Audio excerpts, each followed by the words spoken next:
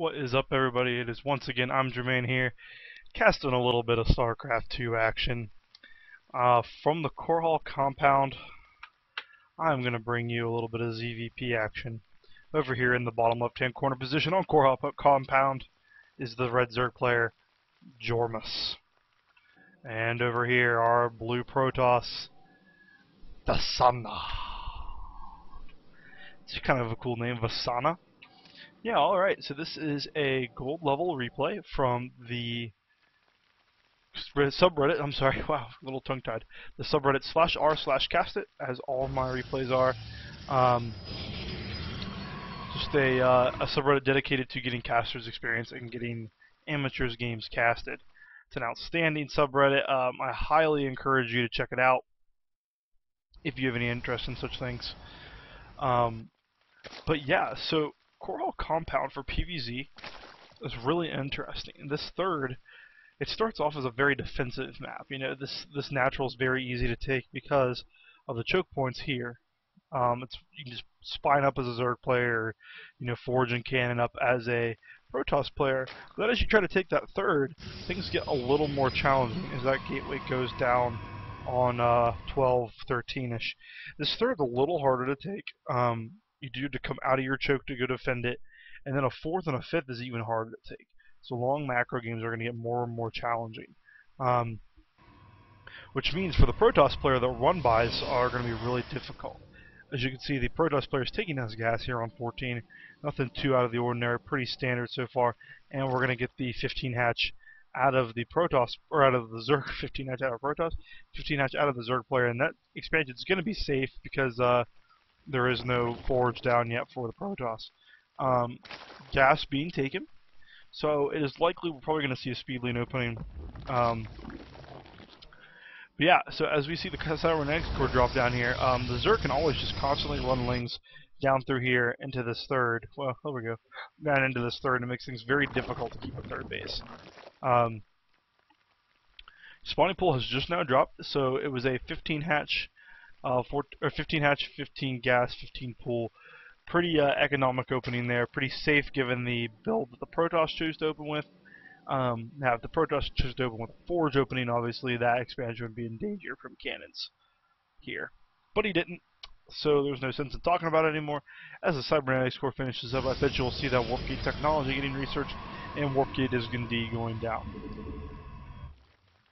Spawning pool's just about to finish. It will be done a little bit after that hatchery, and we'll more than likely see a couple queens. What does the Protoss player know is a good question. He knows about the hatch. He has no idea on the pool timing. I think that's kind of interesting. But then again, he did see the early patch. Probably just assumed the speed lane opening. Not a bad bet. And metabolic boost has gone down. As you can see up there in the production tab, check out the drone count early on. We have 20 drones for the Zerg player and 22 for the Protoss player. That's not because of Zergling production, that's just because of chrono boosts. Protoss really early game has a lot of ability to just crank out a ton of those if they use their chrono boosts on their nexuses. As the queens get ready to pop here, the first queen gets ready to pop, inject this down, and it'll be interesting to see what tech path both these players decide to go down. See another gate 2 gateways coming down here for the Protoss player. And mining some gas up here for the Zerg player. I see a quick layer or some roaches. Maybe both. I'm not too sure. It'd be kind of interesting. 5 drones are on the way. Not a whole lot's happening right now, though. Neither player really knows what's going on in the other's base. I'd like to see the Zerg player swinging Overlord into here. You know, swinging Overlord back in through here, up to here. And the 3-gate robo. So it'll be 3-gate robo, probably into some pressure. Now what is this guy going to see? Oh, I got scared. I bet you he could have seen something decent. But a hallucination on the way, so we're going to see a fair amount of sentries coming out of our Protoss player. I love that hallucination upgrade.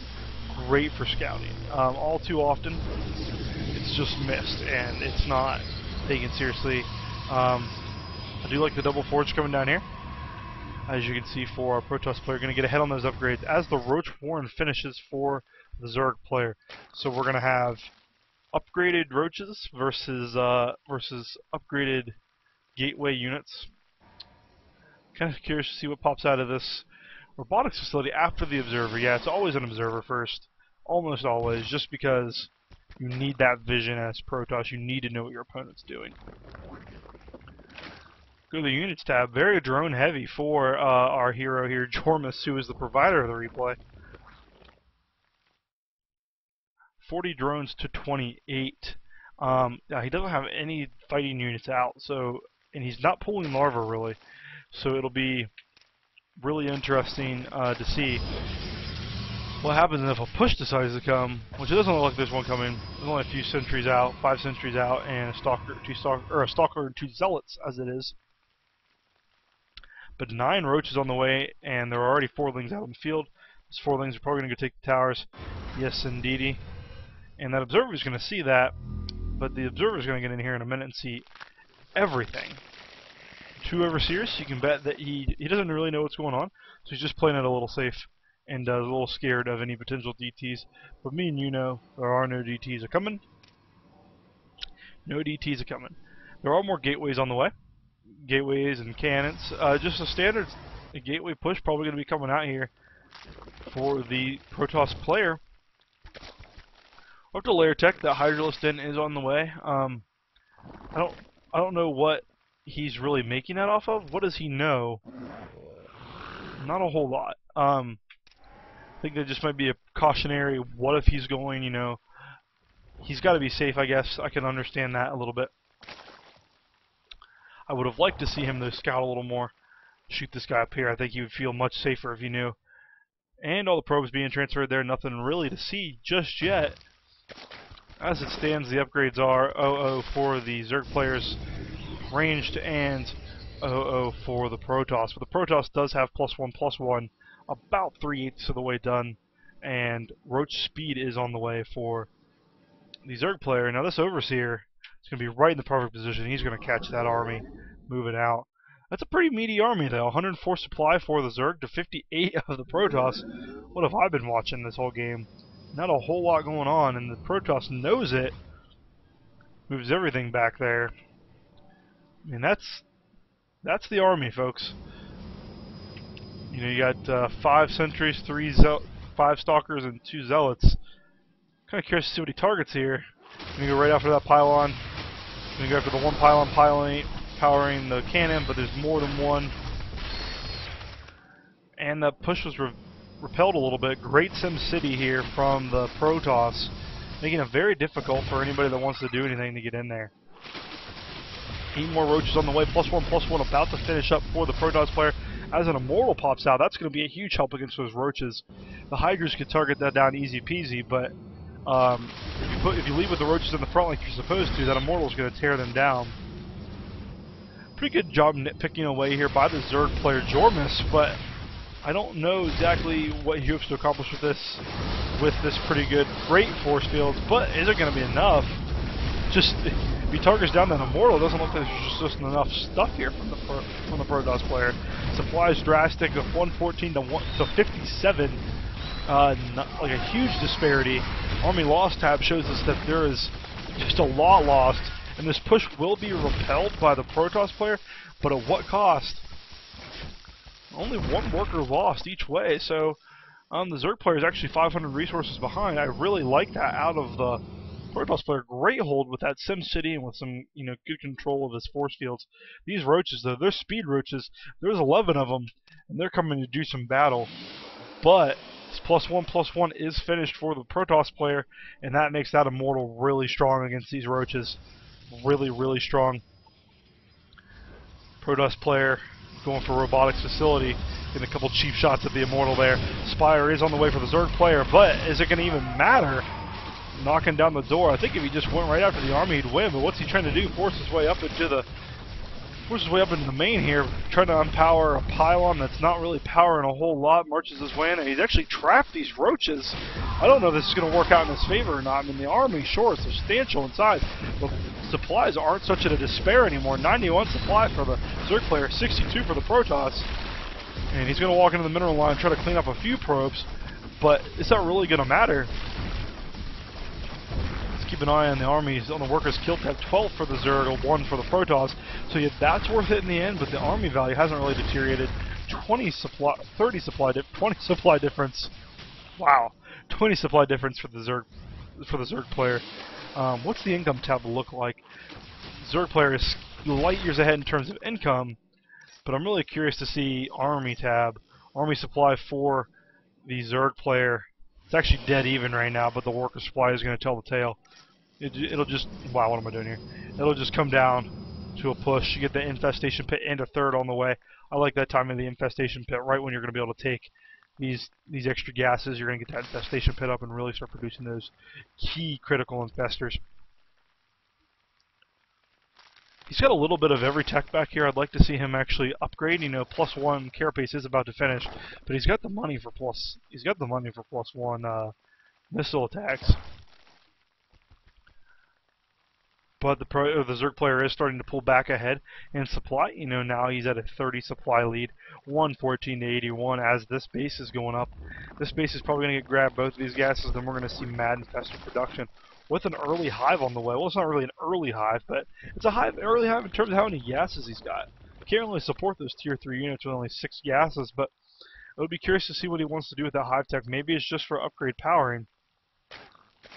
There are people yelling out my window. I hope you guys can't hear that.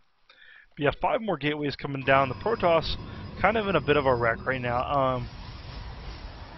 I don't actually know what his strategy is going to be to come back from that because of the economic damage that was done. The army damage wasn't a whole lot, but granted, he didn't have a big army to deal with it to begin with. First Colossus now is out. Second one is on the way. Does he have Thermal Lance? He doesn't even have Thermal Lance researched. I don't even know if that's on his agenda, to be honest. But I mean, he's money starved. Look at that up there, 175 minerals. He's money starved. He needs to take some of those guys off gas and just get them mining minerals. But yeah, as I said, there's some guys getting the full gas geysers in. He's trying to saturate this base up. Yeah, the Protoss is on or the Zerg rather is on a pretty commanding position. And just now getting +1 attack and +2 carapace. And 13 hydras on the way, and that pathogen lands. That's one of my favorite upgrades. I tell you what, pathogen lands. So good an upgrade. Alright, and we have a second Spire going up here, just so you can get those double upgrades on his, you can get the attack power and the attack power and the carapace upgrades. Completely forgot every word. You know, one thing that I really do think Jormus is doing well is look at this Overlord spread. Look at this Overlord spread, folks. It's everywhere. See everything. I'd like to see the creep out here a little bit more, but you know what? It doesn't even matter because he can see any time his opponent takes an expansion. He's just now taking his own 4th, but you'll get that up lickety split. No units on the way. The Zerg player is going to be max soon, while the Protoss isn't even at 125. 2 Colossus and an Immortal. Well, the strong units here in this Protoss army. I think these Hydras are going to rip through the gateways, and the Roaches are going to do the rest. But here's the thing: this composition from the Zerg player is fairly Hydra heavy. All it'll take is a good couple swipes from these +1/+1 Colossus. That's going to be it for the Hydras. That's going to be absolutely it. So it'll be really curious to see. And the Corruptors are starting to come out. How many Corruptors do we have on the field right now? 6 Corruptors on the field. I'll be curious to see how many Corruptors he turns into Broodlords versus how many Corruptors he decides to keep for the Colossus. Neither's a really bad option. I'd like to see him go about 50-50, I guess. Because there's not that many Colossus. There's only 2. You really can't afford a 3rd. But, you know, I'd like to see the Protoss take a 4th. He should be taking a 4th pretty soon, because he is going to mine out. The supply and the workers, though, is ridiculous. I mean, you just look at that. 30 supply difference for the workers. There's just so much of an economy for the Zerg player that it's going to be really hard for the Protoss to make a difference. Protoss starting to move out a little bit here, just wants to clear off for that 3rd that I said he should have taken. I don't know what he's going to do against this onslaught that's coming, though, as we approach the 20-minute mark. What do the upgrades look like? +2/+1 for the Zerg, and +1, or +2/+2 for the Protoss. Flyers don't have any upgrades yet. Zerg player trying to get in some good position. I bet it'll cause the cancel on this base. They'll almost have to. Is the Protoss player going to come in and try to defend? This could be bad news bears. Gets the cancel. Pretty good angle of engagement given the way the Zerg player is facing, but not anymore. It's not. The Corruptors are going to come in, cast their corruption, and just destroy this Colossus. One shot, two shot my lady. Took 3 shots, but wow, pretty bad engagement here for the Zerg. Great force fields, but in the end, I don't think it's going to matter. Yeah, with the supply sitting at 180 to 130 in favor of the Zerg player. The Zerg player's got a bank of 3,800 with a 4th on the way. Good force fields once again, though. This is exactly how the Protoss player is going to want to come back into this. Is through engagements like this, where necessarily he's not going to, you know, win the game outright, but he's going to need to just whittle away at that army. If you look at it, I like looking at the battle from this. You look at the army here, and then you look at the army here. It's just kind of unreal. I don't know actually what the plan of action is going to be here for the Zerg player. It'd almost be good for him to just go home because of that Colossus out in that heavily Hydra army, and not the best angle of engagement. But here come the Broodlords. Here come the Broodlords. Now the Stalkers do have blink, but are they going to be able to blink in there safely? That'll be the real question.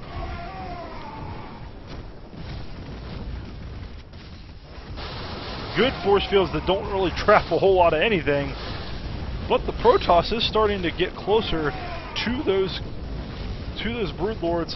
One good blink could actually probably do it for him. You see here, there's the offensive blink. The Protoss player is attacking the Broodlords directly with the Stalkers. He needs to focus fire. He needs to focus fire, and the Colossus goes down. It looks like the Stalkers are going to get whittled away here by the Hydras and the Broodlords. The 3 of them are just ripping at these Stalkers. Now here comes the Colossus. Will this fend off the Hydra push? I really don't think so. I don't think it's going to be enough. Those 2 Broodlords alone, I really think, could just have their way with things. Especially when you consider there's 26 lings on the way, a few roaches and a few Hydras. Just going to come in there and clean up. I would have liked to see those 26 lings been roaches instead, because those lings are going to die pretty quick to that Colossus, but that's okay. The last Broodlord dies, perhaps unnecessarily, but that's okay. You look at the upgrades, it is +3, +2 for the range missile attacks with +1 melee carapace on the way, to just the +2, +2 of the Protoss. Protoss is literally starved for money. Look at these mineral patches, down to 500, they're running out. The main is entirely ran out. And the Zerg is getting ready to take a 5th. The Zerg has to just go kill him now. I mean, he doesn't have to, I guess, but it'd be nice. The Protoss has to go all in pretty much to win this game. There's not really an option for him. Now, the Colossus is doing work here. It's up to 19 kills. He is a master. But you might think, well, oh, the Protoss held off that counteroffensive. The supplies, folks, 186 to 71. I think that's the fight. I think the Protoss is done, baby boy. And here you go. Look at that army. That army is going to come in there and just trounce the 71 supply. And fun fact, folks, 40 of that supply is in workers. So really, 30 supply is going up against 117 supply. Or 50 supply is going up against 117 supply. That's the fight. These Archons are going to have to be the Archons sent from God to make a difference in this fight. You have roaches coming in from the right here, from this hatchery over here, and then you're going to have the main ball coming in over here from the left. For a strategic option, just for general practice, I'd love to see the Protoss or the Zerg player wait for the flank. Doesn't look like he's going to, because he says, I don't need it. I think we're going to see the final engagement coming, though. 5 Corruptors just 3-shot that, 4-shot that poor Colossus. And here come the Hydras, ripping and a tearing, and the GG well played from Vanessa. Very well mannered fight there. I actually like that a lot. GG well played too. Jormus, you're just a manner bear. And Vanessa's got out of the game. Yeah, great job there by the Zerg player to put on the early pressure. Honestly, I didn't think the early pressure was going to do a whole lot. He didn't really accomplish a whole lot the first time, but the second time he came up here, he knocked out 15 or so workers. So great game there by Jormus. Vasana just got behind a little early, didn't have the appropriate defenses for the second wave of aggression, and instead got to the point where he was stuck with, 32 probes on one base. That's not where you want to be. Well, actually, he had all his probes on his base. How many probes did he have? 39 probes on one base. That's not where you want to be. But yeah, thank you very much once again for listening to this cast. I hope every single one of you enjoyed it, and I hope all of you will leave a comment box, thumbs up the video if you like it, thumbs down it. If don't thumbs down it. Leave constructive criticism. You can thumbs down it if you want to. I'm just kidding. Thumbs up it if you like it. Leave some constructive criticism in the box. I really like hearing the criticism, and I really like working on my casting. So once again, this has been I'm Your Man casting some StarCraft 2 action from Korhal Compound. Thank you very much, and have a good day.